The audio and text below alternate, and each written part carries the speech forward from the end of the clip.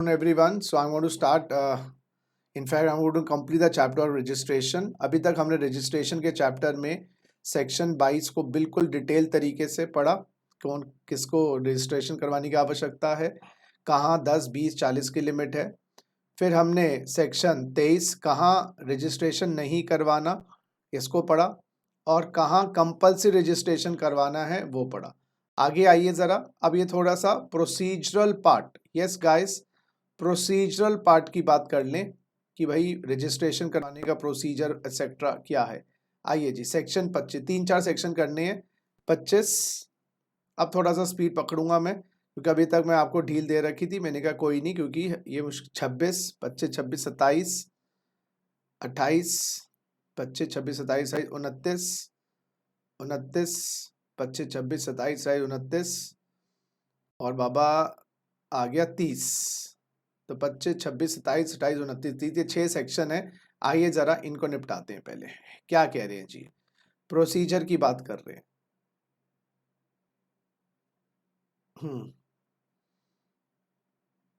आइए दोस्तों, section 25 time limit for registration. हाँ जी, आवाज मेरी क्लियर आ रही है? एक बार दोबारा से यस करिएगा प्लीज। Yes sir. चलिए, every person who is liable for registration under 22 या 24, बेटा 22 में लिमिट क्रॉस कर जाए जब रजिस्ट्रेशन होती है, 24 में कंपल्सरी रजिस्ट्रेशन होती है, भाड़ में गई लिमिट जो कह दिया। जो लायबल है या तो 22 में या 24 में, उसको अप्लाई करना है रजिस्ट्रेशन हर एक स्टेट में, हर यूनियन टेरिटरी में जहां से वो टैक्सेबल सप्लाई करता है, जहां से वो टैक्सेबल सप्लाई करता है। याद करिएगा, जहां से वो टैक्सेबल सप्लाई करता है। नॉन टैक्सेबल सप्लाई है तो नहीं। सो टैक्सेबल जहां से वो सप्लाई करता है, हर एक स्टेट में, हर एक वहां पर जहां पर वो टैक्सेबल सप्लाई करता है, within 30 days from the date on which he became liable in the manner as prescribed. बेटा ये रूल्स बनाए हुए हैं इसके लिए, ये रूल्स बनाए गए हैं और ये जो रूल्स हैं ये बहुत ज़्यादा डिटेल्ड में है और आपके एग्जीक्यूटिव लेवल पे, इंटर लेवल पे इतना ज़्यादा डीप में तो जाना नहीं है, लेकिन कुछ इंपॉर्टेंट रूल्स होंगे वो मैं बताऊंगा। सेक्शन 30 के बाद देखो यहाँ पर रूल की लिस्ट झड़ी है जी, रूल 8 से लेकर 26 तक, रूल 8 से लेकर 26 तक। तो इसमें थोड़ा थोड़ा सा इंपॉर्टेंट चीज़ें मैं बिल्कुल बताऊंगा। तो रूल 8 से लेकर 26 तक बीच बीच में आपको यूज़ करने पड़ेंगे। पहले एक बार 30 सेक्शन तक हम एक बार झांकी देख लें भैया इनकी। हाँ जी, 30 दिन के अंदर अंदर लायबल हो जाता है। जब लायबल हो जाता है 30 दिन के अंदर अंदर रजिस्ट्रेशन करवाना है। तो गाइस, अगर मेरी एग्रीगेट टर्नओवर एक्सीड हो गई 40 लाख और मैं दिल्ली का ट्रेडर हूं, मैं दिल्ली का ट्रेडर हूं और एक्सीड हो गई बेटा 31 दिसंबर 2020 में। आज एक्सक्लूसिव गुड्स देता हूं, बताइए कितने दिन में रजिस्ट्रेशन के लिए अप्लाई करना है। तो प्रोसीजर क्या है वो मैं बता दूंगा, लेकिन कितने दिन में रजिस्ट्रेशन के लिए अप्लाई करना है बताइए, किस तारीख तक मुझे अप्लाई करना है बताइए जी। 31 जनवरी। 30 डेज है ना यार। अब डियर देखो 30 डेज दिया हुआ है तो आप 30 जनवरी 2021 आपको अप्लाई करना है। 30 जनवरी 2021, yes, 30 days from the date on which he became liable in such manner. वो कौन सा फॉर्म है, कैसा है देखो। तो आपको 30 जनवरी 2021 तक। हाँ जी, अगर आप सीटीपी की रजिस्ट्रेशन चाहते हैं, ये बेटा ये 24 में मरता है, या आप एनआरटीपी के रजिस्ट्रेशन, वो इंटरनेशनल जो इंडिया में बेचने आया ट्रेड फेयर में, वो 24 में मरता है। ये भी उनको रजिस्ट्रेशन के लिए अप्लाई करना है 5 days prior to the commencement of the business. 5 days prior to the commencement of business. बाबा अगर एग्जीबिशन 14 फरवरी, ये छोटी छोटी बातें लिख लेना, 14 फरवरी 2020 से ट्रेड फेयर स्टार्ट हो रहा है दिल्ली में। दिल्ली में ट्रेड फेयर 14 फरवरी, 14 नवंबर, चलो 14 नवंबर से ही शुरू होता है वैसे, जहां तक मुझे याद आ रहा है। गए हो ट्रेड फेयर में तमन्ना? No sir. है दिल्ली में नहीं हुआ? No sir. अच्छा, कहाँ से हो? हरियाणा। ओए होए, हरियाणा की क्या सिचुएशन है इस टाइम कोविड की? थोड़े बहुत केसेस हैं ज़्यादा। अच्छा अभी चलो ठीक है। और हमारी दूसरी कौन है जी यहाँ पर? काजल। नहीं गई सर। नहीं गए, आप कहाँ से हो? चैताली। हो, तू ट्रेड फेयर नहीं गई? हो, यहाँ तो बच्चे इतने घूमने जाते हैं। वो तेरे दोस्त नहीं होंगे ना घूमने वाले ऐसे। हाँ जी सर। हाँ चलो कोई नहीं। तो 14 नवंबर को ट्रेड फेयर है जी। और जी ये बाहर से, हरियाणा से, सिंगापुर से लोग आ रहे हैं वहाँ पर माल बेचने के। तो कितने दिन पहले उनको अप्लाई करना है बताओ? ये अपने आप लिख लेना, जैसे जो चीज़ें मैं लिख रहा हूँ अपने आप लिखते रहिए। बताइए कितने दिन अप्लाई करना है?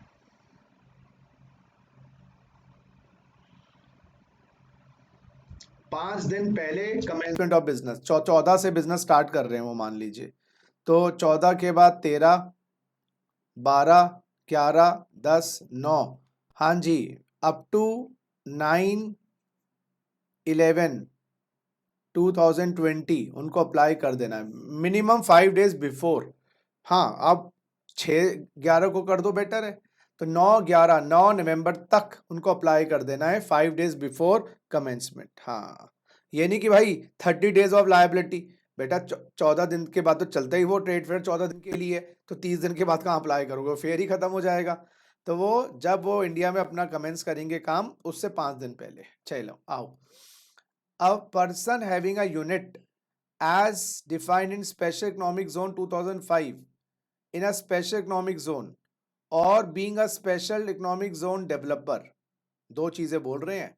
या तो तुम्हारा यूनिट है स्पेशल इकोनॉमिक जोन में, या तुम स्पेशल इकोनॉमिक जोन डेवलपर हो, have to apply for separate registration as distinct from his place of business located outside the special economic zone in the same state or union territory।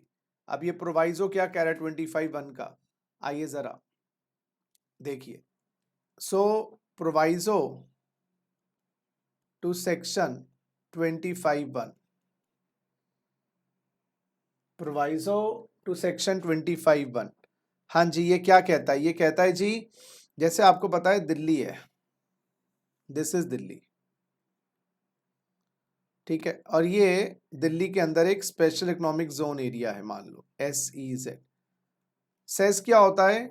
Special economic zone notified होता है special economic zone act के अंदर। ये area क्या होता है? दिल्ली में तो स्पेशल इकोनॉमिक जोन शायद कोई है नहीं, आई डोंट नो, बट जैसे देहात के इलाकों में या ऐसे एरिया जहाँ पर डेवलपमेंट नहीं हुई, दिल्ली में तो फिर भी बहुत डेवलपमेंट आपको मिल जाएगी, दिख जाती है।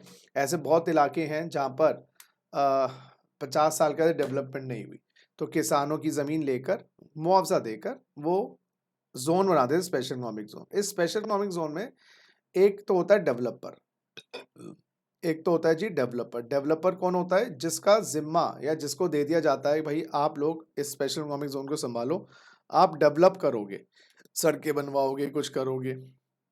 और दूसरा होता है unit of special economic zone. Guys, दूसरा होता है unit of special economic zone. ये unit of special economic zone क्या होता है? जो यहाँ पर अपना यूनिट एस्टैब्लिश करेगा, जो अपनी फैक्ट्री लगाएगा। जैसे इस एरिया का डेवलपर मान लीजिए टाटा को दे दिया, टाटा इंडस्ट्रीज, वो डेवलपर है, टाटा इंडस्ट्रीज डेवलपर है, ठीक है ना। और यूनिट कौन है? टाटा आप इतने बड़े एरिया में अपनी फैक्ट्री को लगाएंगे, तो यहाँ पर कोई अपनी फैक्ट्री इस्टेब्लिश करेगा एक्सेट्रा, तो टाटा बोलेंगे कि भाई आप अपनी फैक्ट्री यहाँ पर इस्टेब्लिश करिएगा। तो टाटा की अपनी फैक्ट्री भी होगी, वो तो डेवलपर है। और यूनिट वो होते हैं जिनकी वहाँ पर यूनिट्स खोल रखे हैं उन्होंने अपने बिजनेस करने के लिए। सुनिए, अच्छा, ये होता है स्पेशल इकोनॉमिक जोन एरिया। और जो non special economic zone area है ना, नॉन, ये दिल्ली है, नॉन स्पेशल इकोनॉमिक जोन को हम बोलते हैं domestic tariff area, DTA, domestic tariff area, क्योंकि SEZ के अंदर टैरिफ नहीं लगते, टैक्सेस नहीं लगते SEZ के अंदर। तो ये इसको बोलते हैं नॉन SEZ एरिया को, जैसे कनॉट प्लेस या जैसे बोले राजीव चौक है, तो राजीव चौक, ये कोई SEZ तो है नहीं, तो इसको DTA बोलते हैं। DTA मतलब domestic tariff area, domestic tariff area. तो नॉन SEZ को, यस गाइस, नॉन SEZ को हम बोलते हैं, नॉन SEZ को हम बोलते हैं डोमेस्टिक टैरिफ एरिया। अब क्या है, क्या रहे हैं? अब आपकी एक ब्रांच तो ये है B1 ब्रांच, एक ब्रांच B2, दोनों ही ब्रांचेस दिल्ली में है, कितने रजिस्ट्रेशन आप लोगे? मेरा ये कितने रजिस्ट्रेशन आप लोगे, मेरा क्वेश्चन ये है। और यही प्रोवाइजो कह रहा है 2 अलग अलग रजिस्ट्रेशन लेने हैं, चाहे हैं दिल्ली में ही आप, हाँ आप हैं दिल्ली में ही, लेकिन एक आपका डीटीए में ब्रांच है, एक एसईजेड में ब्रांच है। हाँ, सो आपको 2 रजिस्ट्रेशन जीएसटी में लेने पड़ेंगे। एक रजिस्ट्रेशन एसईजेड एरिया का होगा, इसका अलग रजिस्ट्रेशन होगा, और इसका रजिस्ट्रेशन जो राजीव चौक वाली ब्रांच है, डीटीए की जो ब्रांच है, जो नॉन एसईजेड की ब्रांच है, उसका अलग होगा। 2 रजिस्ट्रेशन। देखिए आइए जरा लॉ में क्या लिखा है। A person having a unit in a special economic zone, उसका यूनिट है स्पेशल इकोनॉमिक जोन में, या एसईजेड डेवलपर है या स्पेशल इकोनॉमिक जोन डेवलपर है, have to apply for a separate registration as distinct from his place of business. Distinct person भी माने जाएंगे, इनको हम डिस्टिंक्ट पर्सन भी मान लेंगे। डिस्टिंक्ट पर्सन, यस गाइस, तो इन दोनों को हम डिस्टिंक्ट पर्सन भी मानेंगे, चाहे 2 रजिस्ट्रेशन हो गई ना आपकी, so this will be known as distinct person.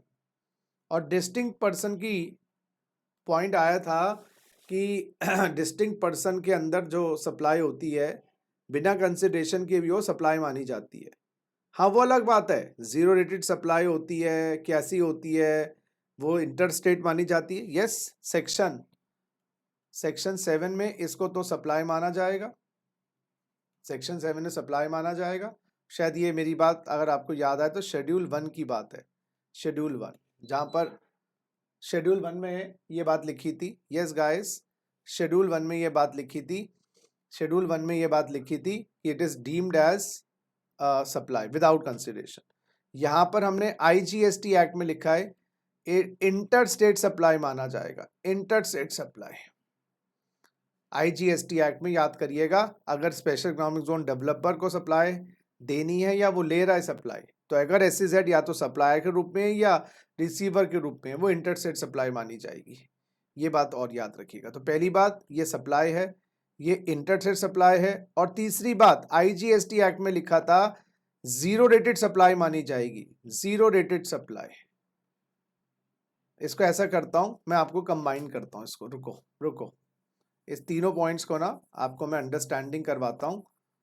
लिखना एसईजेड सप्लाई, हेडिंग डालना। ये तो बात समझ आ गई, पहले बताओ 2 रजिस्ट्रेशन पड़ेगी, ये तो लॉ में लिख दिया, ये बात समझ आ गई। Yes sir. चलिए आइए अब लिखिए ट्रीटमेंट ऑफ या सप्लाई, एसईजेड एंड सप्लाई। लिखो एसईजेड एंड सप्लाई। हाँ जी, अगर एसईजेड डेवलपर या एसईजेड यूनिट सप्लायर है, हाँ, और रिसीवर या प्लेस ऑफ सप्लाई कोई हो और भी है, प्लेस ऑफ सप्लाई कुछ भी हो, हाँ जी, प्लेस ऑफ सप्लाई एनी हो, तो इसको हम स्टेटस इंटर स्टेट सप्लाई मानते हैं। तो मान लीजिए एसईजेड वाले डीटीए में सप्लाई कर रहे हैं, डीटीए में सप्लाई कर रहे हैं अपने यूनिट को या किसी और के यूनिट को, इसको इंटर स्टेट सप्लाई माना जाएगा। क्या जीरो रेटेड होगा? नहीं, जीरो रेटेड में क्या होता है, आपको जीएसटी लगाना नहीं है, जीएसटी लगेगा यहाँ पर। जीरो रेटेड में क्या होता है, उल्टा केस है, उल्टा करो, सप्लायर है डीटीए और वो एसईजेड डेवलपर को, एसईजेड डेवलपर को या एसईजेड यूनिट को सप्लाई करे, इसको भी इंटर स्टेट मानते हैं, लेकिन इसको जीरो रेटेड मानते हैं। जीरो रेटेड का मतलब क्या होता है, आपको आईटीसी अलाउ हो जाता है। जरा देखिएगा, आईटीसी अलाउ हो जाता है। तो डीटीए में आपका यूनिट है, किसी और का यूनिट है, वो एसईजेड डेवलपर को या एसईजेड यूनिट को सप्लाई करे, तो स्टेटस ये आता है, इंटर स्टेट तो मानते हैं, यानी कि आईजीएसटी होता है। यहाँ जीरो रेटेड है यानी कि नो आईजीएसटी। हाँ, आईजीएसटी लगेगा, जीरो रेटेड नहीं है ना, यहाँ पर आईजीएसटी लगेगा, IGST will be applicable, IGST applicable. यहाँ जीरो रेटेड है, इसका मतलब ये हुआ IGST will not apply, zero rated है, जीरो रेट का GST लगेगा, nil rate, so no IGST but ITC allowed, ये मतलब है। तो यहाँ IGST लगेगा, ITC भी मिल जाएगा, ITC भी अलाउड है क्योंकि GST लग रहा है। यहाँ तो बिना GST लगे फिर भी ITC है, ये तो जीरो रेटिंग का फायदा है, तो इसको जीरो रेटेड कहते हैं, जीरो रेटेड। यहाँ पर लाइन ड्रॉ कर देते हैं।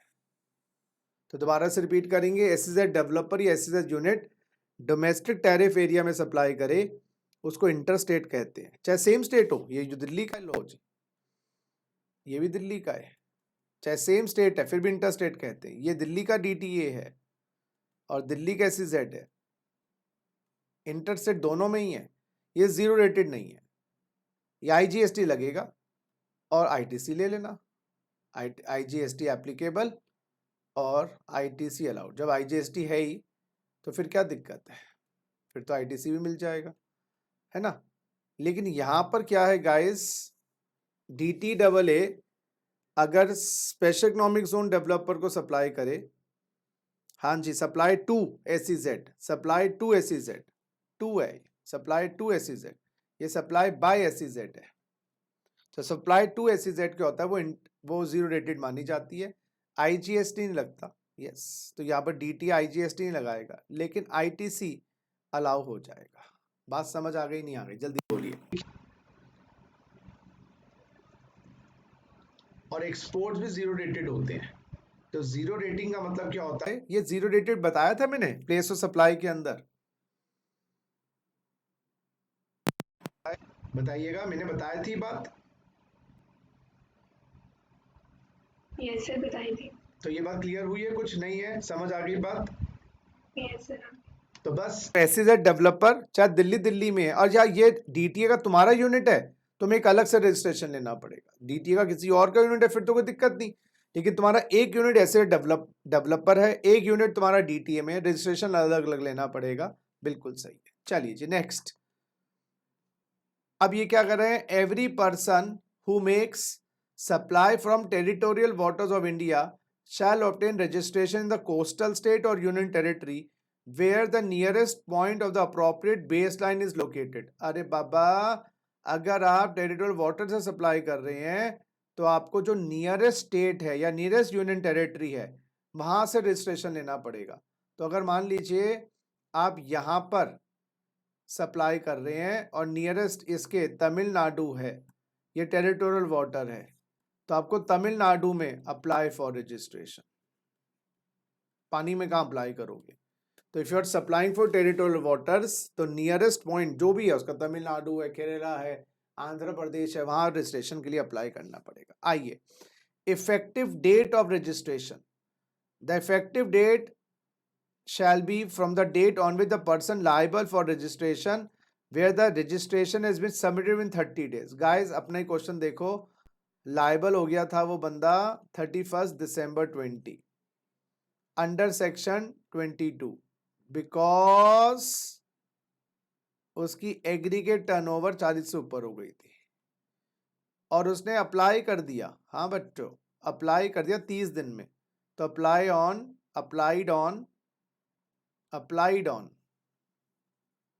हाँ जी, अप्लाइड ऑन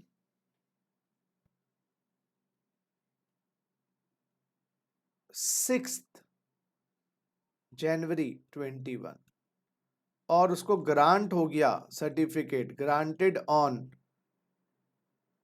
8 जनवरी 21। आप बताना इफेक्टिव डेट ऑफ रजिस्ट्रेशन क्या मानी जाएगी, साइनिंग तो 8 जनवरी का हुआ है, इफेक्टिव डेट ऑफ रजिस्ट्रेशन कब माना जाएगा वो रजिस्टर्ड हुआ, बताइए।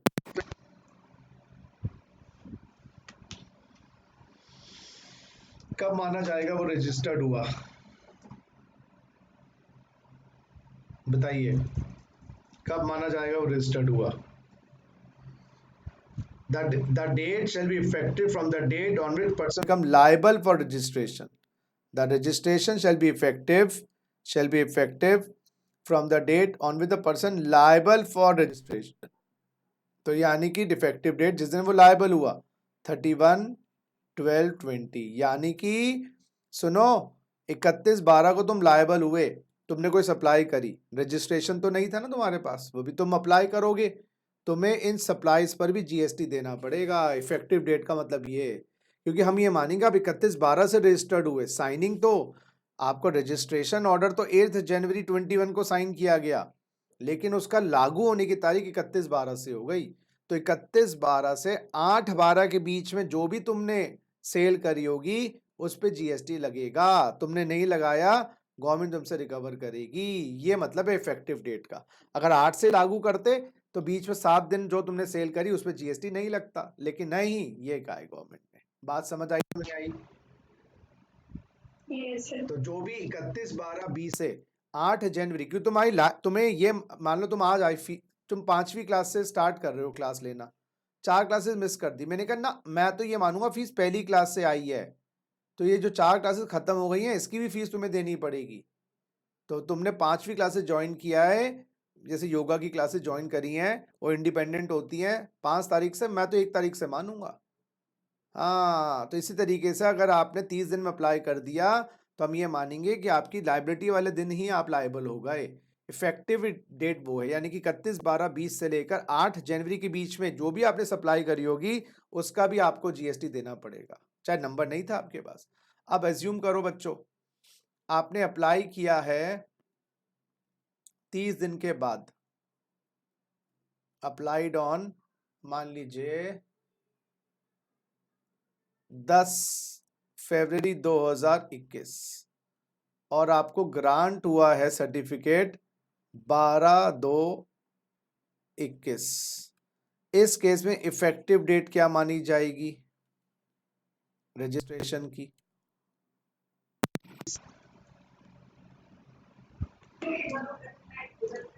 बताइए, इस डेट में इफेक्टिव डेट क्या मानी जाएगी?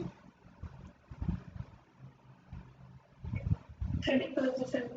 नहीं, अब अगर आपने 30 दिन में अप्लाई नहीं किया, लिखा है ना where the application for registration, देखो देखो देखो, where the application registration has been submitted by the applicant after expiry of 30 days from the date of becoming liable, the effective date of registration shall be date of grant of registration। तो हम ये मानेंगे registration, हाँ grant कब हुआ, तो effective date मानी जाएगी ग्रांट 12/2/21। तो आपका रजिस्ट्रेशन आपने, हम ये मानेंगे 31/12, आप लायबल तो थे, हाँ लायबल तो थे आप इस तारीख को, आपका रजिस्ट्रेशन ग्रांट जो हुआ है वो 12/2/21 को हुआ है। यस, तो इफेक्टिव डेट ये मानी जाएगी। यस, ये मानेंगे कि आपने, हाँ कि लेट रजिस्ट्रेशन करवाया है एक तरीके से, उसमें तो जिस दिन आप लायबल तो उसी दिन मिल गया, लेकिन अब यहाँ पर आपको ये माना जाएगा कि आपकी इफेक्टिव डेट होगी 12/2/2021, 30 दिन के बाद। आइए, क्वेश्चन ये आता है, हर स्टेट में रजिस्ट्रेशन लेना है जहां जहां आपकी टैक्सेबल सप्लाई है, हाँ या ना, जल्दी बोलो। हर स्टेट में रजिस्ट्रेशन लेना है जहां से टैक्सेबल सप्लाई है, हाँ या ना, जल्दी बोलो। हर स्टेट में रजिस्ट्रेशन लेना है जहां जहां से टैक्सेबल सप्लाई है, बोलो हाँ या ना का जवाब दो। हाँ जी, बिल्कुल सही, हर स्टेट में रजिस्ट्रेशन लेना है जहां से आपकी टैक्सेबल सप्लाई है। लेकिन अगर मेरे दिल्ली में एक करोल बाग में और एक प्रीतमपुरा में 2 ब्रांचेज हैं, तो क्या दिल्ली में भी मल्टीपल रजिस्ट्रेशन लेना है या दिल्ली में एक रजिस्ट्रेशन लेना है? मेरा क्वेश्चन ये बताइए दोस्तों। सर होगा। अब यहाँ पर प्रॉब्लम ये है, हर स्टेट में तो लेना है, दिल्ली में तुम्हारी 4 ब्रांचेज हैं, तुम चाहो तो चारों को इकट्ठे रजिस्टर करवा लो, एक को प्रिंसिपल, एक दूसरों को अदर, लेकिन आप चाहो तो अलग अलग रजिस्ट्रेशन भी करवा सकते हो चारों ब्रांचेस का। हाँ देखो, a person seeking registration under this act shall be granted single registration in a state और यूनियन टेरिटरी। आपको एक रजिस्ट्रेशन एक स्टेट पे मिलेगा। yes. Provided multiple place of business in a state or union territory may be granted a separate registration for each such place subject to the condition as prescribed। yes, आप प्रीतमपुरा का अलग registration, हाँ और आप क्या कहते हैं, करोल बाग का अलग रजिस्ट्रेशन, लेकिन याद रखना, अब अलग अलग रजिस्ट्रेशन लोगे ना सेम स्टेट में, वो डिस्टिंक्ट पर्सन बन जाएंगे। ओ हाँ, और वो डिस्टिंक्ट पर्सन बनते ही साला शेड्यूल 1 लग जाएगा, और शेड्यूल 1 में डीम्ड सप्लाई बन जाता है वो, नो कंसिडरेशन भी। तुम्हें फिर जीएसटी आपस की ब्रांच ट्रांसफर्स पर भी, ब्रांच ट्रांसफर्स पर भी जीएसटी लगाना पड़ेगा, ब्रांच ट्रांसफर्स पर भी जीएसटी एप्लीकेबल हो जाएगा, ब्रांच ट्रांसफर पे भी। क्या लिखा है सुनिए, a person who has obtained और required to obtain more than one registration, चाहे वो एक स्टेट में हो या एक से ज़्यादा स्टेट में हो, एक दिल्ली में रजिस्ट्रेशन, एक यूपी में, इसका मतलब ये है दिल्ली ब्रांच, यूपी ब्रांच, ये distinct person, Karol Bagh branch Delhi, Pitampura branch Delhi, ये भी डिस्टिंक्ट पर्सन बन जाएंगे। तो ये चाहे अलग अलग स्टेट में थे, ये एक ही स्टेट में अलग अलग प्लेसेस पे थे, ये क्या बन गए, डिस्टिंक्ट पर्सन। तो डिस्टिंक्ट पर्सन बनते ही इनकी आपस की ट्रांजैक्शन जीएसटी में फंस जाएंगी, बाद में लगाओगे क्रेडिट लोगे, तो थोड़ा सा देख लेना अलग अलग रजिस्ट्रेशन नुकसान ये है। हाँ जी, बात समझ आ गई। और ऐसे ही हमने बता दिया, अगर आपका यूनिट स्पेशल इकोनॉमिक जोन में है और दूसरे और उसके बाहर भी है, वो तो अलग अलग पर्सन वैसे ही माने जाते हैं, वहाँ पर ऑप्शन ही नहीं है। अच्छा, अगर आपका एक यूनिट एसईजेड में है और 1 यूनिट नॉन एसईजेड में है, डीटीए में है, तो यहाँ पर तो आपको 2 रजिस्ट्रेशन लेनी पड़ेंगी, 2 रजिस्ट्रेशन, नो चॉइस। लेकिन अगर आपका दिल्ली में एक प्रीतमपुरा में है, एक आपका करौल बाग में है, वहाँ पर चॉइस है, ले सकते हो तो इकट्ठे ले लो, नहीं तो एक ले लो। लेकिन अगर आपका, हाँ यहाँ पर शैल वर्ड लिखा है ना, तो सेम एक एसईजेड में है, हाँ यस, और एक नॉन है, तो एसईजेड का तो मैंडेटरी आपको रजिस्ट्रेशन एक तरीके से करवाना ही पड़ेगा, अलग लेना पड़ेगा। हाँ ऑब्वियसली मैंडेटरी रजिस्ट्रेशन नहीं बोलूंगा मैं 24, लेकिन सेपरेट रजिस्ट्रेशन लेना पड़ेगा, बिल्कुल सही। ये बात समझ आ रही है आपको? बोलो जी। तो आपको हर स्टेट में रजिस्ट्रेशन तो लेना है, एक स्टेट में भी multiple registration, SEZ non SEZ में तो लेने पड़ेंगे, जहां पर आपके एग्रीगेट टर्नओवर 20 लाख 40 लाख से ऊपर हो गई। दिल्ली में एक एसईजेड एक नॉन एसईजेड है, तो 2 रजिस्ट्रेशन लेने पड़ेंगे। दिल्ली में 2 नॉन एसईजेड है, यानी कि 2 डीटीए में है, करौलबाग का पीतमपुरा, उसमें आप चाहो तो ले लो, नहीं तो अलग अलग ले लो, नहीं तो एक ही ले लो। अलग अलग लेने का नुकसान ये है, वो डीम्ड सप्लाई शेड्यूल 1 में बन जाता है, डिस्टिंक्ट पर्सन मान लिए जाते हैं। मेरी बात समझ आई, आया ना, बोलो। Yes, sir. चलो, एस्टैब्लिशमेंट ऑफ डिस्टिंक्ट पर्सन। अब मेरी बात बताना,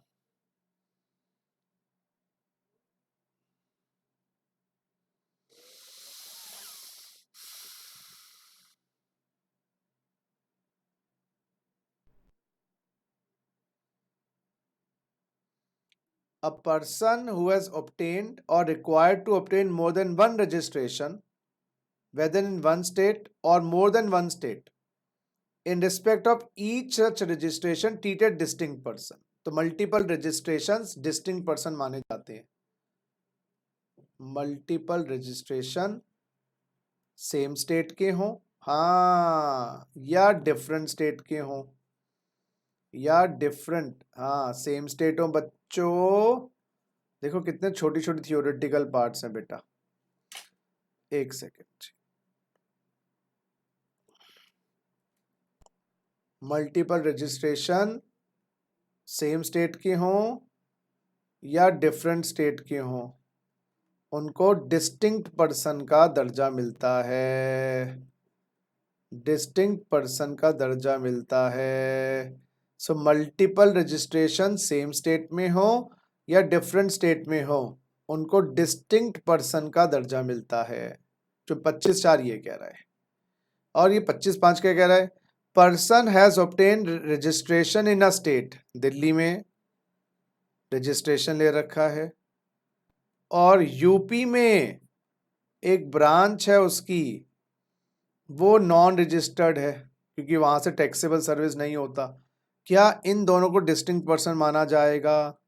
25(4) में तो ये कहा था मल्टीपल रजिस्ट्रेशन, लेकिन ये नॉन रजिस्ट्रेशन वाली केस, तो 25(5) लगेगा। 25(4) में तो ये कहा है मल्टीपल रजिस्ट्रेशन, सेम स्टेट में है, डिफरेंट स्टेट में, डिस्टिंक्ट पर्सन माना जाएगा। 25(5) ये कह रहा है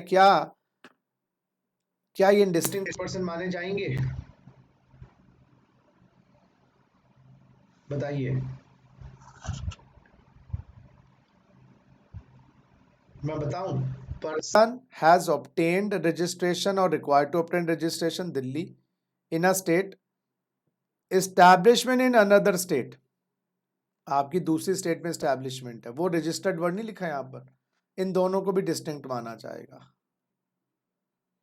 अच्छा, तो मल्टीपल स्टेट्स में ब्रांचेस हो वो तो डिस्टिंक्ट हैं ही, चाहे एक रजिस्टर्ड एक नॉन रजिस्टर्ड हो, और सारी रजिस्टर्ड हैं वो तो डिस्टिंक्ट हैं ही। तो इससे एक चीज निकल के आई, अगर आप इंटेलिजेंट है तो बता पाएंगे, एक इससे निष्कर्ष निकला, 25(4) ये है, 25(5) ये है, इन दोनों को पढ़ के एक निष्कर्ष निकला।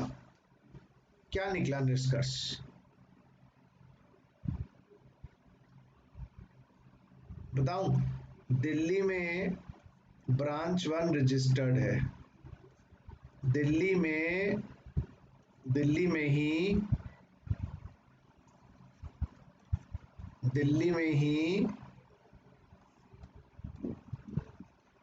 ब्रांच 2 नॉन रजिस्टर्ड है, क्या इनको डिस्टिंक्ट पर्सन माना गया है? क्वेश्चन ये, नहीं माना गया, नॉट डिस्टिंक्ट पर्सन। अच्छा, तो यहां पर आपको जीएसटी नहीं लगाना इनके ट्रांजैक्शन के बीच में, यानी कि अगर मल्टीपल रजिस्ट्रेशन है, सेम स्टेट में हो डिफरेंट स्टेट में हो, बाबा वो तो डिस्टिंक्ट पर्सन है ही, एक दिल्ली में एक यूपी में, एक रजिस्टर्ड एक नॉन रजिस्टर्ड, ये भी डिस्टिंक्ट पर्सन है 25(5). इन दोनों की जुगलबंदी से ये निकल के आया कि सेम स्टेट में एक रजिस्टर्ड एक नॉन रजिस्टर्ड है तो डिस्टिंक्ट पर्सन माना नहीं जाएगा। बोलो बात समझ आ गई नहीं आ गई? इनके आपस की ट्रांजैक्शन को डीम्ड सप्लाई माना नहीं जाएगा। हाँ, अगर एक्चुअल में सेल वेल होती है कुछ होगा फिर देखेंगे, तो ये सेम माना जाएगा, इन दोनों को सेम माना जाएगा। क्लियर है बात? Yes, sir. आइए next. Every person shall have a PAN issued by the income tax department to be eligible for grant of registration. GST के रजिस्ट्रेशन के लिए बच्चा पार्टी आपके पास परमानेंट अकाउंट नंबर होना चाहिए। अगर 51 का गवर्नमेंट डिडक्टर है, गवर्नमेंट डिडक्टर याद करो, अगर पैन नहीं है उसके पास कोई दिक्कत नहीं, tax deduction and collection account number issued under that, वो टैन नंबर होता है, tan tax deduction account number. Yes, अगर वो इनकम टैक्स का है तो वो भी जीएसटी के लिए चलेगा,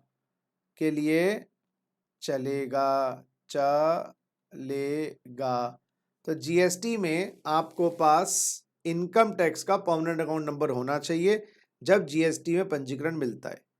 लेकिन अगर आप टीडीएस डिडक्टर बन के रजिस्ट्रेशन करवा रहे हैं, अच्छा सीटीपी का रजिस्ट्रेशन अलग होता है, एनआरटीपी का रजिस्ट्रेशन अलग होता है, इनकी रिटर्न्स भी अलग होती हैं, आईएसडी का रजिस्ट्रेशन भी अलग होता है, इसी तरीके से टीडीएस और टीसीएस डिडक्टर्स का रजिस्ट्रेशन अलग होता है, बाकी सबका नॉर्मल रजिस्ट्रेशन होता है। तो जो पर्सन टीडीएस काटने वाला है, गवर्नमेंट डिडक्टर है, उसके पास पैन नहीं है, क्योंकि गवर्नमेंट के पास पैन नहीं होता ना, गवर्नमेंट इनकम टैक्स में पर्सन नहीं है, तो परमानेंट अकाउंट नंबर तो नहीं होगा उनके पास। लेकिन इनकम टैक्स में tax reduction account number, income tax में टीडीएस काटते होंगे, 194C कॉन्ट्रैक्टर को जो पेमेंट देते हैं ना, तो वहां पर टीडीएस कटता है, तो वो काटते होंगे। तो टीडीएस काटते वक्त जो इनकम टैक्स का tax reduction account number tan number है, जीएसटी में भी उनको जब रजिस्ट्रेशन करेंगे ना 51 सेक्शन में, टीडीएस डिडक्टर की हैसियत से 23 सेक्शन में कंपल्सरी लायबल, वो नंबर मेंशन कर दो, चलेगा। अच्छा जी, अब क्या हो गया है, आधार नंबर भी आपके पास होना चाहिए, आधार नंबर भी मैंडेटरी कर दिया गया रजिस्ट्रेशन के लिए, पहले पैन नंबर था, अब पढ़िए।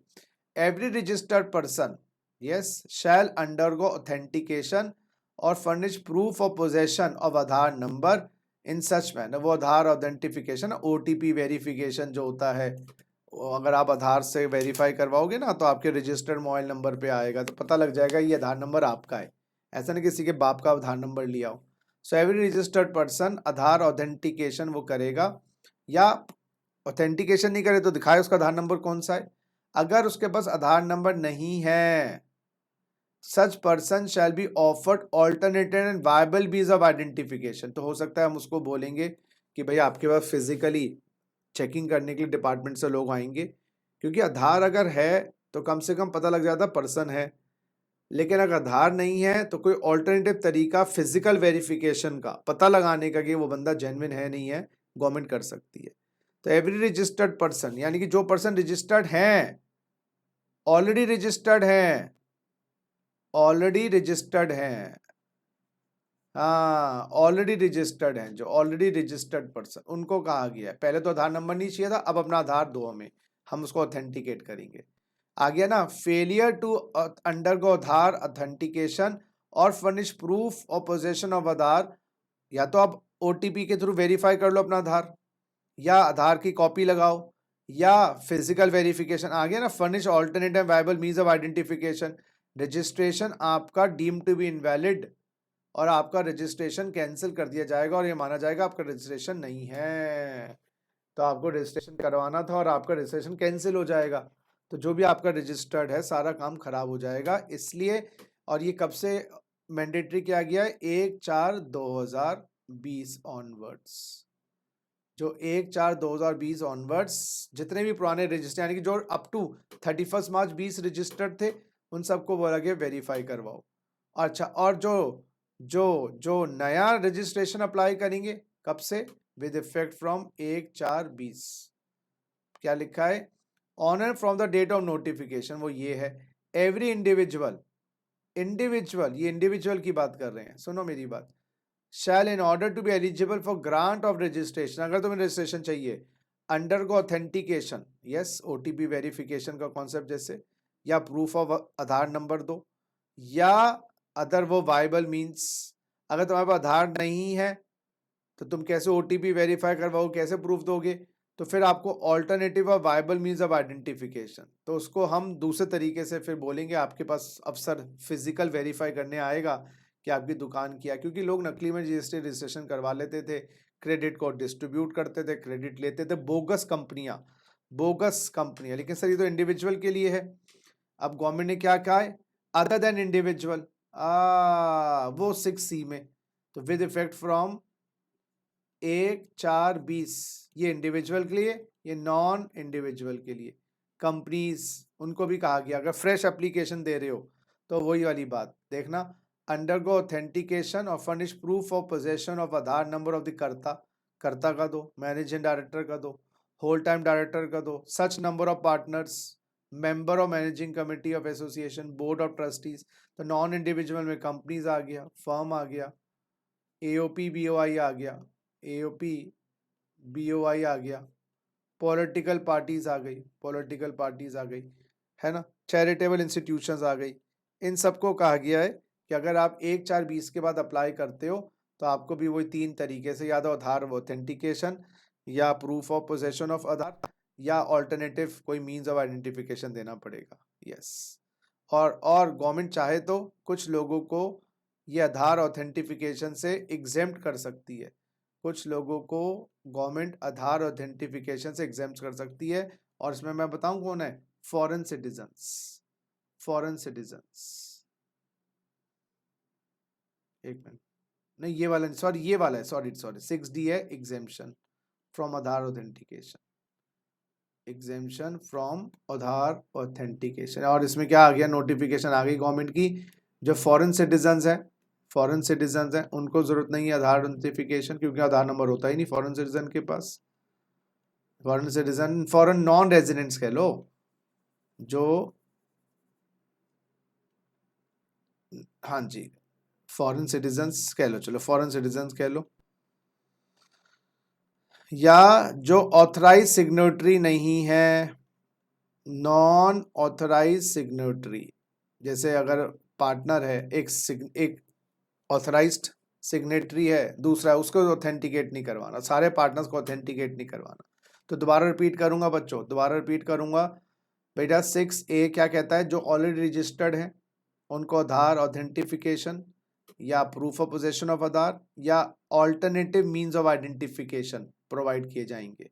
6B कहता है इंडिविजुअल अप्लाई करेगा 1/4/20 ऑनवर्ड्स और नॉन इंडिविजुअल अप्लाई करेगा 1/4/20 ऑनवर्ड्स। तो नॉन इंडिविजुअल में डायरेक्टर उसका या करता है HUF के केस में, AOP BOI के केस में उसका जो मेंबर है वो अपने आप को ऑथेंटिकेट करवाएंगे। लेकिन 6D कहता है कुछ एग्जेम्पशंस हैं, फॉरेन सिटीजन को ऑथेंटिकेट नहीं करा। नॉन ऑथराइज सिग्नेटरी, जो सिग्नेटरी ऑथराइज नहीं है, जो पार्टनर ऑथराइज नहीं है, उसको रजिस्ट्रेशन करवाने की जरूरत, उसको ऑथेंटिकेशन करने की जरूरत नहीं है। चलिए, compulsory registration, where a person who liable for registration fails to obtain registration. आप लायबल थे 22 में या 24 में, अब फेल कर गए, यानी कि आपने नॉट अप्लाई फॉर रजिस्ट्रेशन, आपने अप्लाई नहीं किया। यस, आपको फिर proper officer proceed to register the person, compulsory registration करवा देगा, वो खुद करेगा रजिस्ट्रेशन।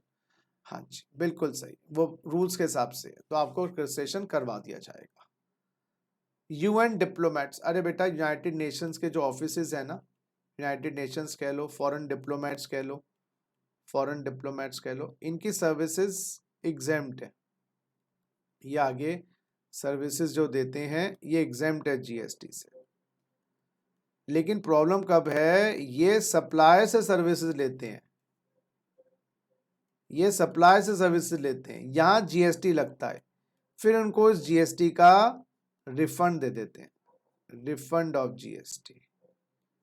अच्छा, तो यूनाइटेड नेशंस वाले फॉरेन डिप्लोमेट्स वाले सर्विसेज प्रोवाइड करते हैं, वो तो GST में एग्जेम्प्ट है।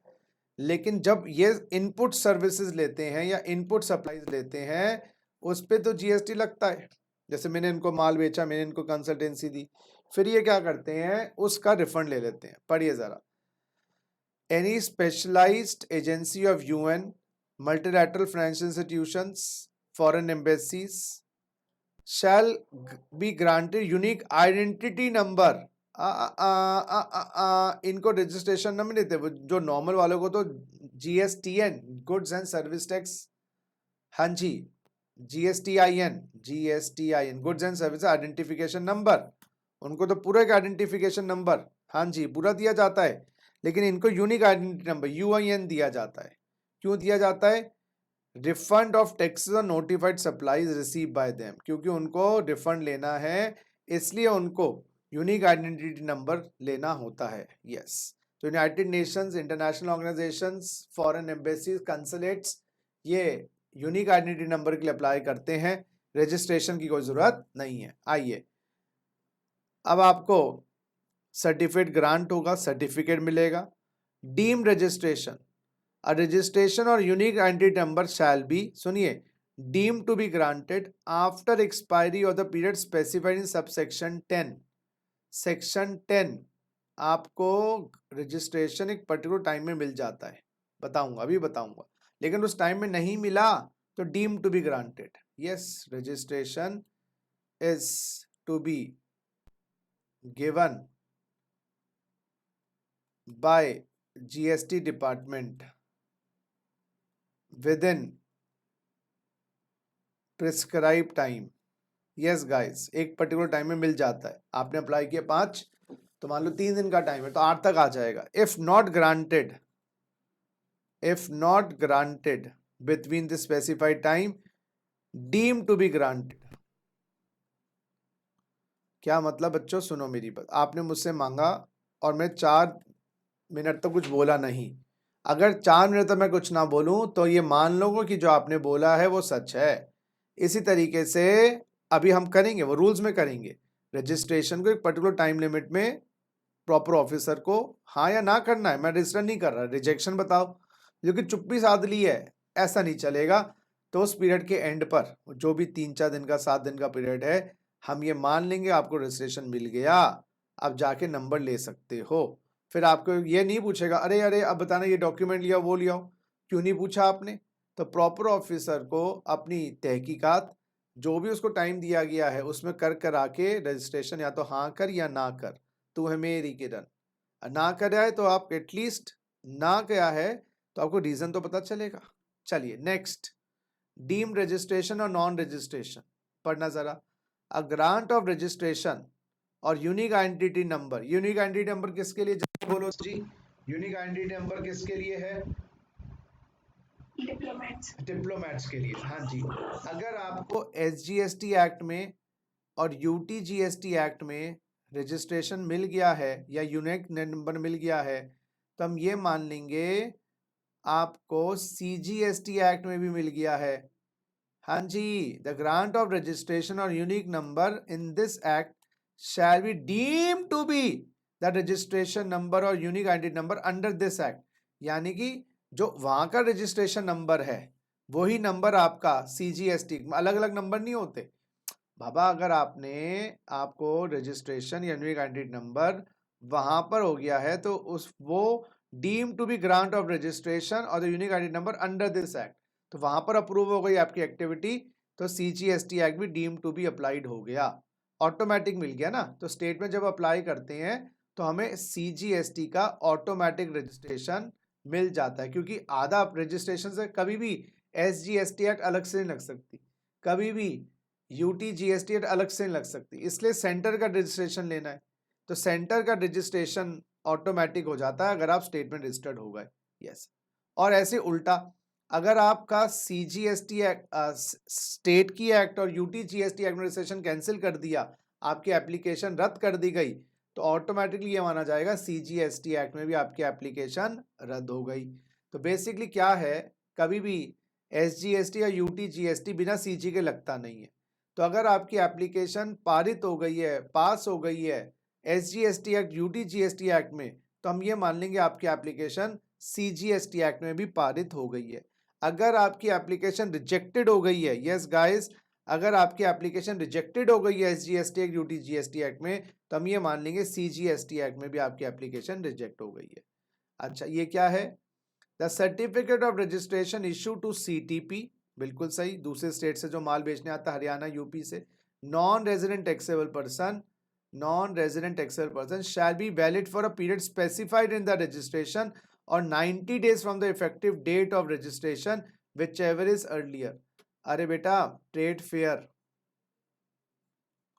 स्टार्ट हो रहा था 14/11/2020 को और आपने अप्लाई कर दिया, मेरे बच्चों अप्लाई कर दिया ऑन 5/11/2020। आपको तो 5 दिन पहले करना था, आपने तो बल्कि 8-9 दिन पहले कर दिया, तो ये वैलिड एप्लीकेशन है। अब सुनिएगा,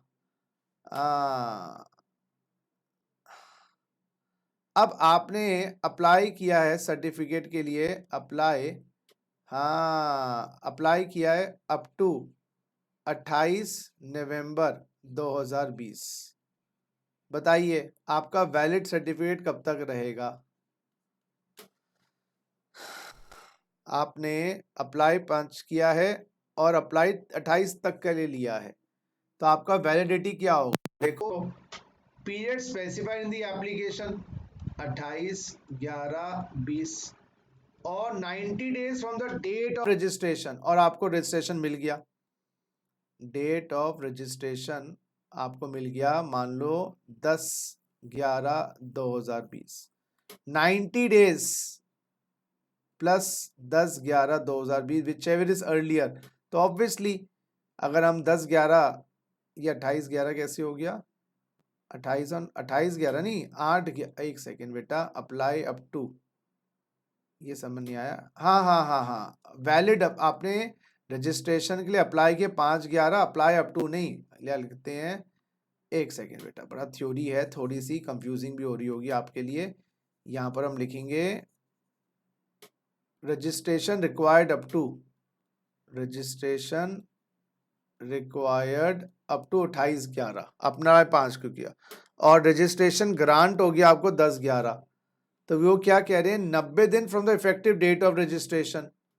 अच्छा अच्छा, डेट ऑफ रजिस्ट्रेशन इफेक्टिव मान लीजिए आपका वही हो गया स्टार्ट ऑफ कमेंसमेंट, वहां से इफेक्टिव माना जाएगा ना, तो आपने बोला है कि हमारा बिजनेस स्टार्ट होगा, ग्रांट है, इफेक्टिव डेट आपकी बन जाएगी, ट्रेड फेयर स्टार्ट हो रहा है 14/11 से, तो 90 days of 14/11, 90 days of effective date, हाँ effective date of registration whichever is earlier, effective date ये भी वैसे दिया होगा पीछे, सीटीपी के केस में इफेक्टिव डेट क्या होती है, जरा देख लें एक बार बेटा। I hope it is not confusing to you, बस दो छोटी सी बस 3 सेक्शन और रह गए, ये भी हमारा खत्म हो जाएगा। एक सेकेंड बच्चों, एक बार सीटीपी की बात देख ले, थोड़ा सा हल्का हल्का देखते, एक सेकेंड जी।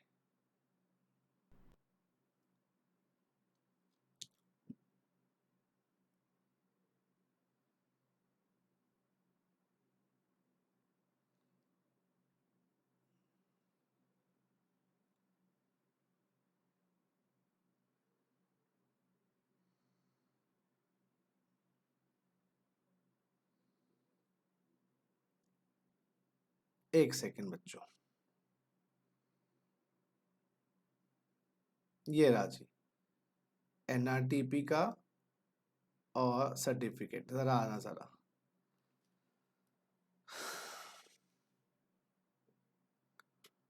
इनकी इफेक्टिव डेट क्या है। Non resident taxable person shall B electronic submit an application along with self attested copy of the valid passport for registration duly signed electronic in GST 09। देखो ये एग्जाम में ना सीए, जिनके वजह सी executive की हैं, तो एनआरटीपी को अप्लाई करना है जीएसटी आरईजी 09 में 5 days prior to the commencement of the business. बिल्कुल सही।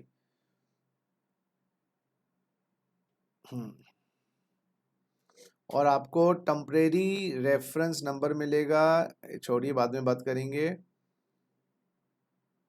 9 and 10 relating to verification and grant shall apply to the application submitted under this rule। Rule of 9 and 10 लग जाएगा, 9 और 10 तो वही है भैया जो नॉर्मल रजिस्ट्रेशन के लिए था। एक सेकेंड गाइस, जरा देख लें, एक सेकेंड।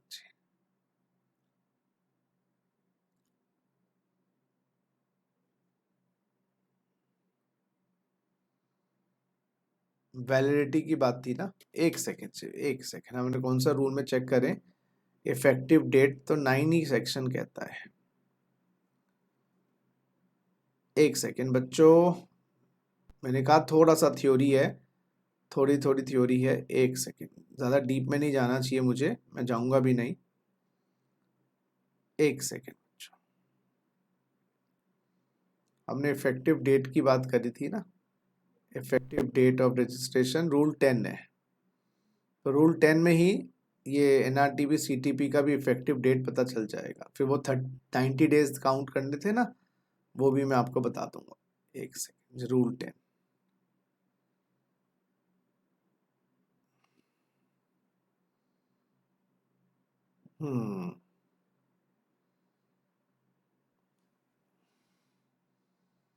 30 डेज, 30 डेज में अप्लाई कर दिया, तो आई थिंक वही है, 5 दिन में अप्लाई कर दिया, तो जब आप लायबल थे, मेरी बात समझ आ गई भाई, आओ जाओ, आई होप आप भाग ना गए हो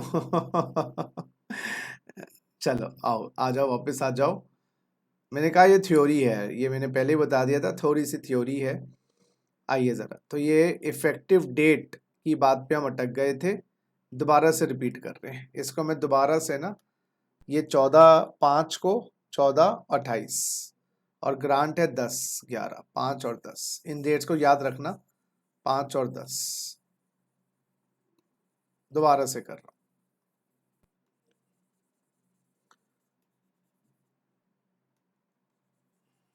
5 दिन में अप्लाई कर दिया, तो आपकी इफेक्टिव डेट वो होगी जिस दिन लायबल थे, तो लायबल तो आप उसी दिन होंगे जिस दिन कमेंसमेंट ऑफ बिजनेस है। एक सेकेंड बच्चों,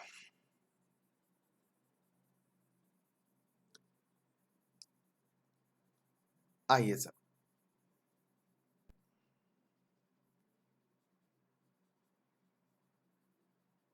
अरे मिर्चा, चलो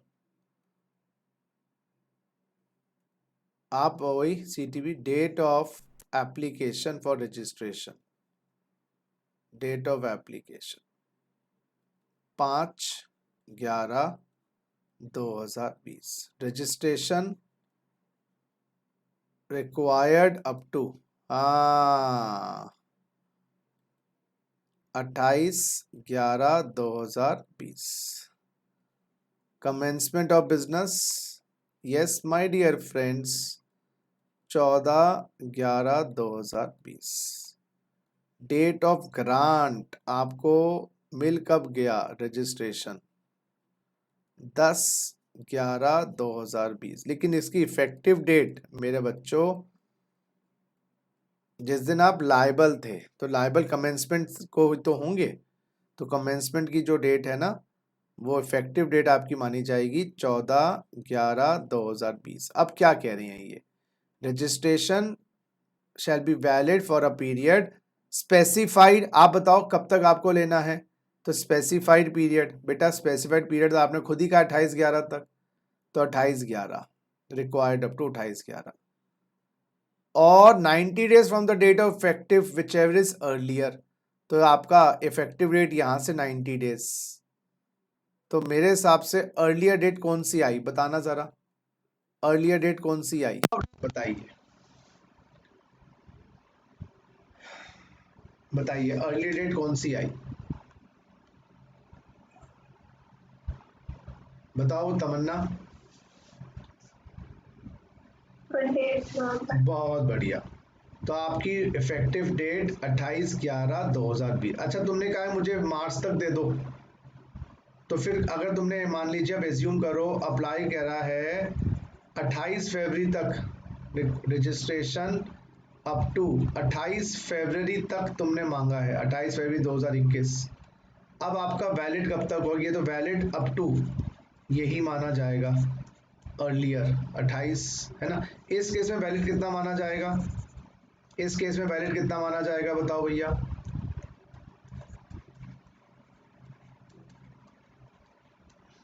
आपने मान लो चलो 28 2 की जगह 31 मार्च तक मांगा है चलो आपने बोला मुझे 31 मार्च तक दो उससे लंबी एग्जीबिशन हो कभी कार होता है फिर बेटा ना 3 महीने 90 डेज फ्रॉम दिस डेट तो 90 डेज निकालो भैया फिर मेरे हिसाब से वैलिड आपका रहेगा बेटा नवंबर के निकाल लो 4 दिन तो चले गए 31 दिन होते हैं 27 दिन नवंबर के है ना 27 दिन नवंबर के दिसंबर के 31 मार्च जनवरी के 31 तो 60 67 60 80 87 88 89 हाँ 1 फरवरी 2021 तक वैलिड होगा देखना जरा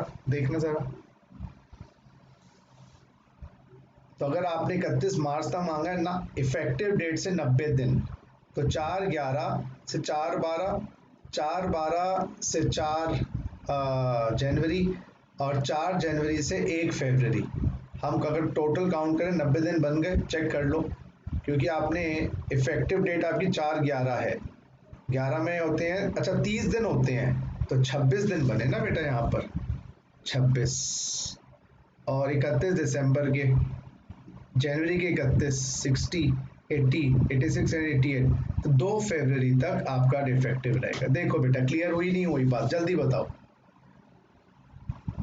तो जितना पीरियड आपने मांगा है या इफेक्टिव डेट से 90 दिन विच एवर इज अर्लियर बच्चों बोलो बात समझ आई नहीं आई यस सर। काजल बाउंस मार गई तो चली गई छोड़ के सो गई चद्दर उड़ के सो गई काजल है काजल समझ आ रही है बात यस सर। बस ये छोटी छोटी बातें से 2 नंबर के क्वेश्चन बन जाते हैं आपको अप्लाई करना है 5 दिन पहले इफेक्टिव डेट तो कमेंसमेंट की होगी आपकी वही इफेक्टिव डेट होगी पहले से कैसे आपको जीएसटी में लायबल कर दें अच्छा 90 दिन के लिए आपका वैलिड होगा जहां से आपको इफेक्टिव डेट है या डेट आपने जो मांगी लेकिन अगर टाइम अच्छा एग्जीबिशन बढ़ गई और अच्छी डिमांड आ रही है अब तुम्हें फरवरी में भी माल बेचना है तो प्रॉपर ऑफिसर में on sufficient cost shown by the extend the 90 days by further period not exceeding 90 तो हम यानी कि 90 डेज तो आपको दे ही रहे थे प्लस 90 डेज और कर देंगे 180 दिन तक रजिस्ट्रेशन एक्सटेंड हो जाएगा हाँ जी 4/11 से आपका 180 दिन 90 दिन तक 2 था ही आगे बढ़वा सकते हो और ये 90 + 90 है 10 बढ़वा लो ये कोई कह रहे हैं कि 90 का 90 ही बढ़वाना है। देखो ना क्या लिखा है यहाँ पर, लॉ में क्या लिखा है, देखो जरा एक सेकेंड, लॉ में क्या लिखा है आपको, अप टू 90 डेज है, नॉट एक्सीडिंग 90, अब 90 प्लस 90 और। अच्छा नेक्स्ट ये पढ़ना जरा, अ सीटीपी और NRTP shell at the time of submission of the application for registration advance deposit of tax in an amount equivalent to the estimated tax liability of the person for the period for which registration is sought। हमें नहीं पता ये बंदा आया है माल बेचना के लिए, फॉरेन से आया है, माल बेच के रातों रात भाग जाए इंडिया छोड़ के, अब हम उसमें नजर कोई रखेंगे, जंजीरों से कोई बांधेंगे? तो इसलिए गवर्नमेंट कहा तुम्हें कितना लगता है, ये तुमने 14 दिन का रजिस्ट्रेशन लिया या तुमने 2 फरवरी तक का लिया, तुम्हें कितनी टर्नओवर लगती है? कि मुझे लगता है टर्नओवर 50 लाख की होगी, तो 50 लाख का मान लो 18% जीएसटी रेट है, आप जमा कराओ पहले एडवांस में, हाँ बाद में कमती बढ़ती कर लेंगे पूरे जब पीरियड खत्म होगा। तो इनसे एडवांस में गवर्नमेंट ने टैक्स मांग लिया है, इसलिए मांग लिया है तुम तो ठहरे परदेसी, साथ क्या निभाओगे, सुबह पहले गाड़ी से निकल जाओगे, अतिथि है भाई, रातों आप भाग जाए क्या कर लोगे? इसलिए गवर्नमेंट ने कहा यस माय डियर फ्रेंड्स आपको एडवांस में जमा करवाना है, यस सारा tax, provided extension of time, अब टाइम बढ़वा रहे हो तो पुराना टैक्स तो 2 फरवरी तक के लिए जमा करवाया था, अब और जमा कराना पड़ेगा, तो सच, हाँ पढ़ो पढ़ो पढ़ो, such taxable person shall deposit additional amount of tax equivalent to the estimated tax liability of the extended period। तो इनको एडवांस टैक्स जमा करवाना पड़ता है पूरा का पूरा। और देखो आ गया ना, जो अमाउंट आपने जमा करवाया है वो आपके कैश लेजर में डिपॉजिट हो जाएगा, कैश लेजर में, वो एक एडवांस है। और कैश लेजर तो, अच्छा कैश लेजर का पैसा कैसे भी यूज किया जा सकता है, वो क्रेडिट लेजर पे प्रॉब्लम है, आईजीएसटी आईजीएसटी सीजीएसटी सीजीएसटी फिर आईजी, अभी मैं आगे जाके बताऊंगा कि नहीं कैश लेजर में क्रेडिट हो जाएगा। जैसे वो टीडीएस और टीसीएस कहाँ क्रेडिट होता है बताओ, अगर तुम्हारा टीडीएस और टीसीएस कलेक्ट हो जाता है 51 52 में तो क्रेडिट लेजर में आता है कैश लेजर में आता है, बोलो बोलो।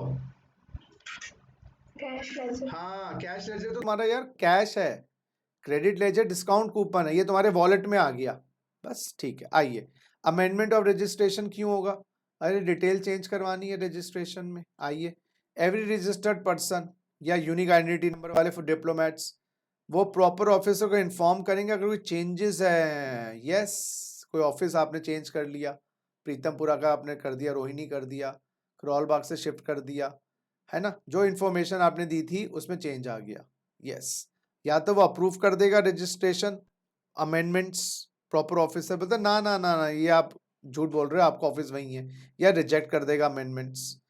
लेकिन obviously approval of the professor proper officer shall not be required in respect amendment such particular, कुछ ऐसी चेंजेस हैं जो आपने करी हैं जहां पर आपको अप्रूवल की आवश्यकता नहीं है, ये पीछे रूल्स में आएंगी, कुछ ऐसी चेंजेस जहां पर अप्रूवल की आवश्यकता नहीं है अमेंडमेंट के लिए, यस प्रोवाइडेड सुनवाई का मौका मिलेगा।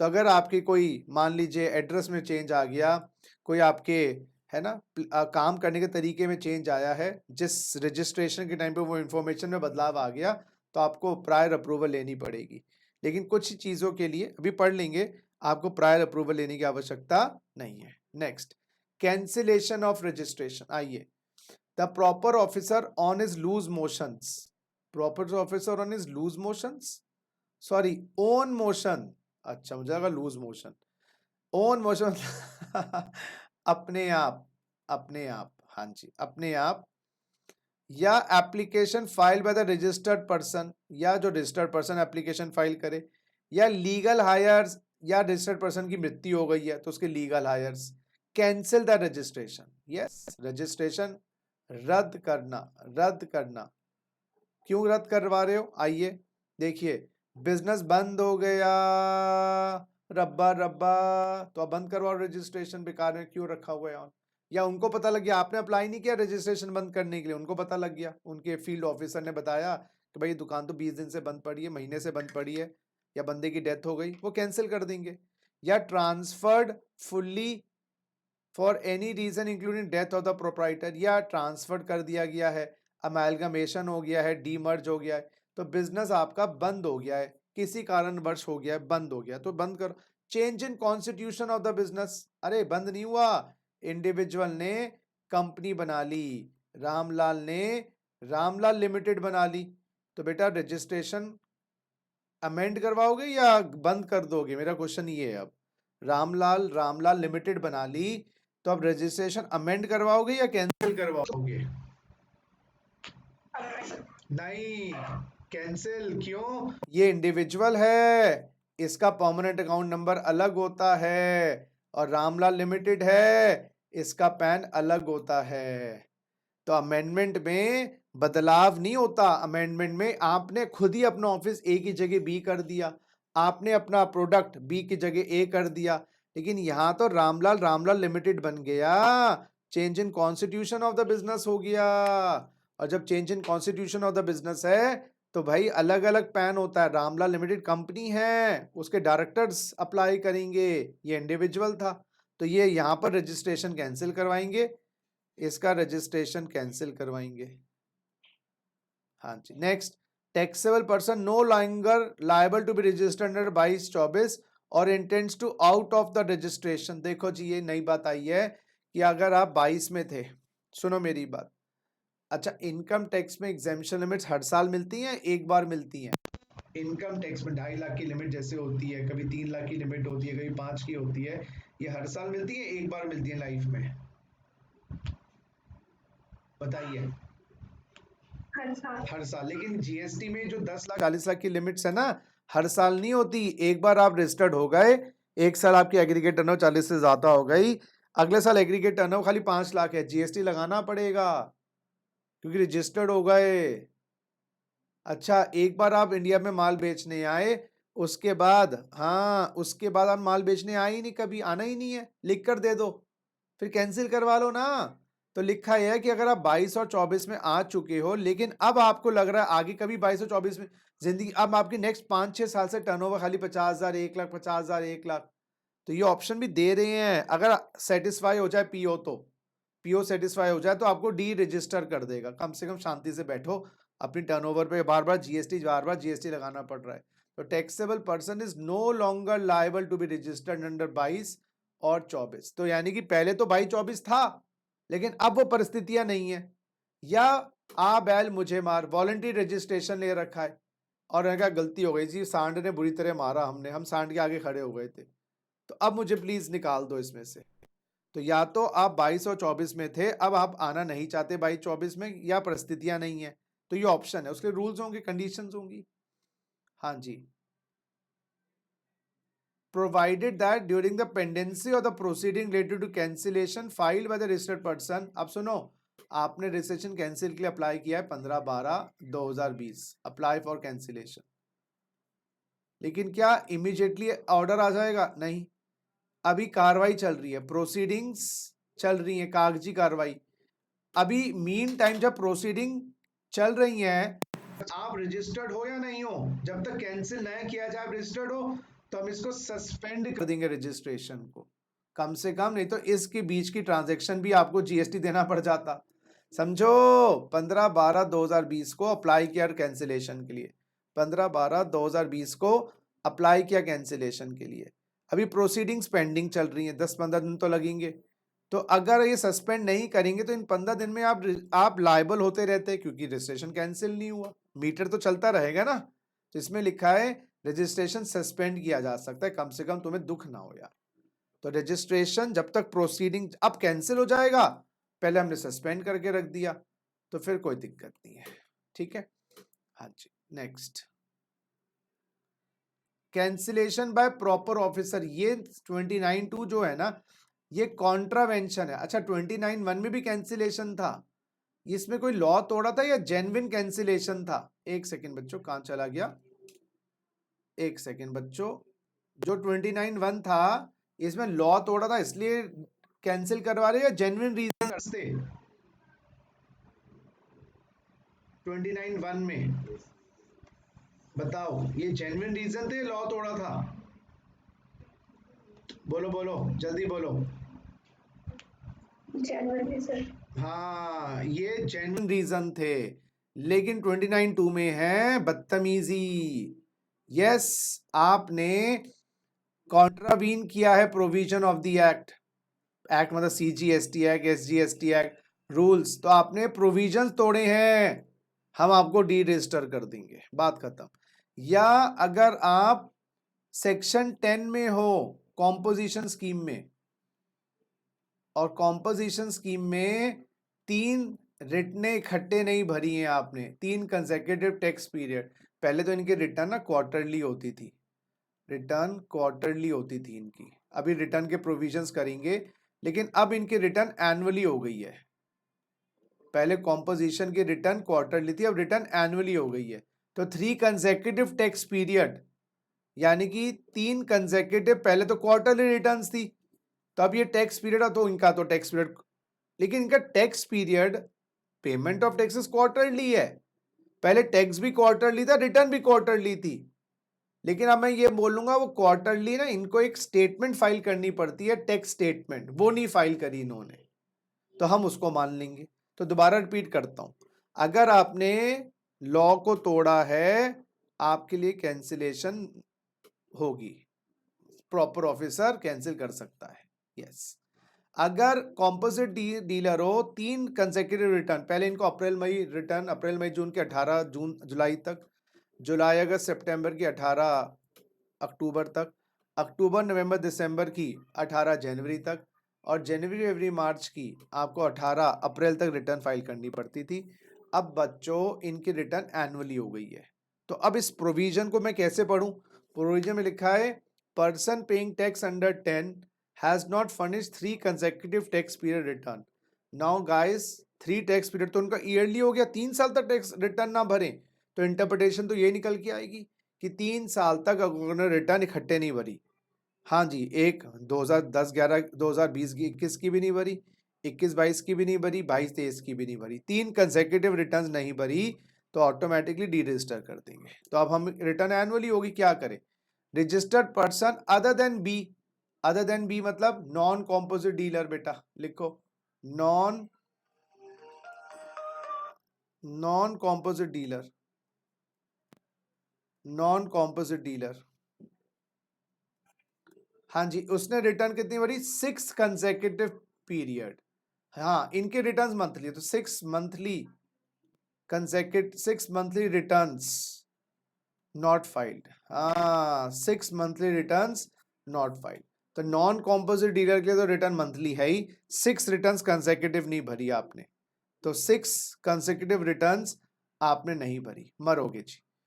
Any person who has taken voluntary registration, आपने आ बैल मुझे मार सांड के आगे लाल कपड़ा पहन के खड़े हो गए और अपना बिजनेस 6 महीने तक कमेंस नहीं किया, डी रजिस्टर कर देंगे। अगर आपने रजिस्ट्रेशन फ्रॉड से, झूठ बोलकर, सच्चाई छुपा के लिया है, लेकिन रजिस्ट्रेशन कैंसिल करने से पहले सुनवाई का मौका, सुनवाई का मौका मिलेगा, और जब तक कैंसिल नहीं होती है सस्पेंड कर सकते हैं, वो ऑप्शन है हमारे पास। तो बताओ जी, क्या क्या गलतियां करने पे 29(1) में तो बिजनेस बंद हो गया या बिजनेस का कॉन्स्टिट्यूशन बदल गया, या 22 और 24 की परिस्थितियां पहले थी अब नहीं है, बेकार में ISD थे तुम, रजिस्टर हो गए, अब कोई इनपुट सर्विस ली नहीं, री रजिस्टर करवा लो। और 29(2) में एग्जाम में आ सकता है, लॉ तोड़ा 3 कंसेक्यूटिव टैक्स रिटर्न फाइल नहीं करी कॉम्पोजिट डीलर ने, कंसेक्यूटिव ईयरली रिटर्न हो गई, 6 कंसेक्यूटिव मंथली रिटर्न फाइल नहीं करी आम आदमी ने, नॉन कॉम्पोजिट डीलर ने, आ बैल मुझे मार वॉलंटरी रजिस्ट्रेशन लिया है और अब बिजनेस स्टार्ट नहीं किया 6 महीने के अंदर अंदर, रजिस्ट्रेशन झूठ बोल के लिया, और कैंसिल करने से पहले सुनवाई का मौका आपको बिल्कुल मिलेगा। और अगर प्रोसीडिंग चल रही कैंसिलेशन की, अगर डी रजिस्टर नहीं किया तो आप लायबल होते रहोगे, तो हमने कम से कम आपको ये बोला पेपर डिले हो रहे हैं, क्लास टेस्ट नहीं लूंगा बीच में, कोई नहीं, मेन एग्जाम ही लूंगा, तो आपको रिलीफ दे दिया। कैंसिलेशन करने से, अब तुम कैंसिलेशन से लायबिलिटी खत्म नहीं होगी। हाँ किरण, तुम्हें टैक्स देना पड़ेगा, जब कैंसिलेशन होगी उसके बाद भी पेंडिंग जो लायबिलिटीज है वो तो देनी पड़ेगी। सोच रहे हो कैंसिल करवा दूं, बात खत्म, लायबिलिटी से बच जाओ, लायबिलिटी सब रहेंगी भाई, हाँ, आगे से लायबिलिटी नहीं आएंगी, लेकिन जो पिछली लायबिलिटी है वो तो देनी पड़ेगी। बहुत बढ़िया। अच्छा, अगर आप SGST और UTGST एक्ट में आपका कैंसिलेशन हो गया तो ऑटोमेटिक कैंसिलेशन CG में माना जाएगा, क्योंकि हमने लिंक्ड है ना सारे एक्ट्स। अच्छा अच्छा, उसके बाद ये चीज बताऊंगा, अभी रुक जाओ, 29(5) अभी बताऊंगा। सेक्शन 30 क्या कहता है? Revocation of cancellation. सब पढ़िए, लास्ट सेक्शन है जी। Subject to the condition as may prescribe, any registered person whose registration is cancelled by the proper officer on is loose motion. अच्छा, आपका रजिस्ट्रेशन कैंसिल कर दिया उसने अपने आप, आपको पता तो लगेगा, अपने आप उसने कैंसिल कर दिया, तो आप उस ऑफिसर के पास जाइए और कहिए कि भाई ये क्या कर दिया तुमने। हाँ जी, आपको लगता है गलत हुआ है, तो वो अपने आप कब रजिस्ट्रेशन कैंसिल करता है? देखो देखो, अपने आप वो रजिस्ट्रेशन कब कैंसिल करता है? 29(2) में करता है, लॉ तोड़ने पे। हाँ, या 29(1) में। तो उसको, आपको लग रहा है, हो सकता है आप बिजनेस बंद इसलिए करता है, घर में डेथ हो गई तो उसको लगा बिजनेस बंद हो गया, उसने डी रजिस्टर कर दिया। हाँ, हो सकता है आप दिल्ली से बाहर गए हुए थे 10 दिन तक, तो उसने लगा बिजनेस बंद हो गया। तो आप देखो जी, आप 30 दिन के अंदर अंदर, जब उसने कैंसिल का ऑर्डर आपको भेजा था, वहां पर अप्लाई करना पड़ेगा। उसने भेजा होगा ना आपको, मैं डी रजिस्टर कर रहा हूँ 30 डेज, लेकिन आपकी यार इतनी बड़े आप अच्छा, 1 महीना बंद रही, 1 महीना आप हो सकता है हॉस्पिटल में थे, अब 30 दिन का टाइम निकल गया, ऑर्डर तो आ चुका था, हो सकता है आप 6-7 महीने के बाद आए हो अपने गांव वापस, दिल्ली वापस, तो 30 दिन का टाइम तो निकल चुका है, उसने जनवरी एंड में ही डी रजिस्टर कर दिया था, आप फरवरी मार्च में आए, तो अब आप, हाँ, ACDC के बाद जाओ, असिस्टेंट कमिश्नर जॉइंट कमिश्नर के बाद जाओ, वो उस पीरियड को 30 डेज और बढ़ा देगा, तो 30 + 30 60 डेज तक आप अप्लाई कर पाओगे। अच्छा, और फर्दर पीरियड नॉट इन 30, यानी कि 60 डेज + 30 डेज और 90 डेज हो जाएंगे। अच्छा, तो ये 30 पीरियड और, तो यानी कि 3 महीने के अंदर अंदर, अब तो इसके बाद आए अपने दिल्ली में, भाई फिर क्या करोगे, अब तो रिवोक हो ही गया। तो अगर आपको लग रहा है कि रिवोकेशन गलत हुआ है, कैंसिलेशन गलत हुआ है, अच्छा तुमने खुद अप्लाई किया है, फिर तो तुम अप्लाई नहीं करोगे ना रिवोक करने के लिए, तुमने खुद ही अप्लाई किया है। वो तो जब उसने आपका रजिस्ट्रेशन कैंसिल कर दिया, तो आप ये करिए, फिर वो ऑब्वियसली वो अपने ऑर्डर को वापस ले लेगा और आपको दोबारा से रजिस्ट्रेशन कर देगा। और ऐसे अगर CGST, SGST और UTGST एक्ट में रिवोक हो गया तुम्हारा रजिस्ट्रेशन, तो फिर ऑटोमेटिक रिवोकेशन CGST एक्ट में भी हो जाएगा। हो गया जी ये बात मेरी समझ आई या नहीं आई? इसमें एक चीज मैंने बताई नहीं आपको, वो है ये वाली बात। एक सेकेंड गाइस, ये जो रिवर्सल ऑफ क्रेडिट है, ये चीज बतानी है। अरे बेटा सुनो, every registered person whose registration is cancelled shall pay an amount by way of debit in the electronic credit ledger और इलेक्ट्रॉनिक कैश लेजर। अब बेटा क्या हुआ, आपने बहुत सारा ITC अकाउंट पड़ा है, आपका बिजनेस बंद कर दिया, तो जो ITC अकाउंट में पैसा पड़ा है या जो ITC अकाउंट के अंदर आपका क्रेडिट है, उसको रिवर्स करो, क्योंकि आपकी गुड्स भी आपके पास रह गए। लिखो ना, every registered person whose registration is cancelled shall pay an amount by way of debit in the electronic credit ledger, electronic cash ledger, equivalent to the credit of input tax in respect of inputs held in the stock, inputs in semi-finished goods, or finished goods held in stock, or capital goods on the day immediately preceding the date of cancellation. अच्छा, और the output tax payable on the goods whichever is higher calculated. ये जरा section 29(5) करवा के समाप्त करवाऊं। आइए जरा, I hope आपको समझ आ गया हो। आज बहुत थ्योरी हो गई, dead theory. 29(5) reversal of credit. अरे बेटा ये कुछ याद आया इससे कुछ?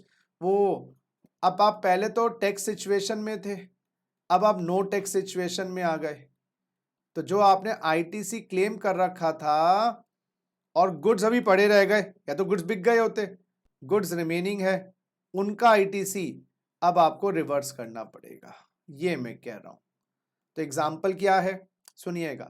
कैपिटल गुड्स थे कितने के, उस पे आपने ITC 1 लाख का है, सुनो, और यूज्ड हो चुके हैं 12 क्वार्टर्स, यूज हो चुके हैं 11 क्वार्टर्स। तो अब आप बता सकते हो कितना कैपिटल गुड्स का आईटीसी रिवर्स होगा, बताएंगे? आईटीसी 1 लाख है, 11 क्वार्टर यूज हो चुके हैं और ये स्टेटमेंट कब बनेगी? एक दिन पहले कैंसिलेशन से। अगर आपका date of cancellation guys, date of cancellation 1 जनवरी 2021 है तो स्टेटमेंट बनेगी 31/12/2020। कुछ याद आया ये आपको? 18(1)A, 18(1)B, 18(1)C, उस टाइप का आईटीसी का कॉन्सेप्ट था ये। हाँ जी, बताएंगे कितना कैपिटल गुड्स? मेरे हिसाब से 11 क्वार्टर इंटू 5, 55% रोक लेंगे। 1 लाख का 11 क्वार्टर इंटू 5%, 55%, 5,55,हजार रुपए रोक लेंगे। आपको 45,000 रुपए रिवर्स करना पड़ेगा। ये बात समझ आ रही है नहीं आ रही? जल्दी बोलो। कैपिटल गुड्स हैं, स्टेटमेंट बनाई हमने 31/12 को और कैपिटल गुड्स 1 लाख का आईटीसी इसमें ले चुके हो, 11 क्वार्टर यूज कर चुके हो, 55% रिटेन कर लो। अच्छा, फिनिश गुड्स जो रह रहे हैं plus raw material plus work in progress जो रह रहे हैं, इनका आईटीसी है 1.5 लाख रुपए। इनके ऊपर आईटीसी है 1.5 लाख, तो ये 1.5 लाख ये, तो आपको 1,95,000 रिवर्स करना पड़ेगा। हाँ, या सुनो सुनो सुनो सुनो, या अगर ये कैपिटल गुड्स और फिनिश गुड्स आज बेचे जाते, इनकी वैल्यू होती, मान लीजिए मेरे बच्चों, वैल्यू होती 10 लाख, आज सेल करते, और इन पे जीएसटी आज लगता मान लीजिए 18%, 1,80,000, तो गवर्नमेंट कहती है ताजा जीएसटी इनके ऊपर, और this whichever is high, so 180 और 195 whichever is high reverse करना है। तो यहां पर दैट इज 195। बेसिकली क्या लॉजिक है, लॉजिक समझ लो। इस टाइप की बात हमने पहले भी करी है। रजिस्ट्रेशन कैंसिल करवा लिया तो एक दिन पहले बच्चों, आप सुनना मेरी बात, एक दिन पहले लिस्ट बना लेना कैपिटल गुड्स की जो पड़े हैं, फिनिश गुड्स जो पड़े हैं, सेमी फिनिश गुड्स पड़े हैं, रॉ मटेरियल जो पड़े, उन पे जो भी आईटीसी है उनसे, क्योंकि वो गुड्स तो बिके नहीं कैंसिलेशन से पहले, वो रिमेनिंग आईटीसी आपको रिफंड देना है, आपको रिवर्स करना है। या तो क्रेडिट लेजर से रिफंड करोगे या कैश लेजर से, या आज अगर वो गुड्स बेचे जाएं उस पे कितना जीएसटी मिलता गवर्नमेंट को, 180 विच एवर इज हाई, आपको वापस देना है। ये बात अगर समझ आई तो प्लीज मुझे बताइए। तमन्ना? Yes sir. क्या बात Yes, है? sir. तो ये इस टाइप का क्वेश्चन याद है आपको? हमने पहले भी किए हुए हैं आईटीसी के चैप्टर में। अगर आप लोग मेरे साथ बिल्कुल सतर्क, कंधे से कंधा मिला के क्वेश्चन सॉल्व कर रहे हैं तो ये हमने पहले भी किए हुए हैं।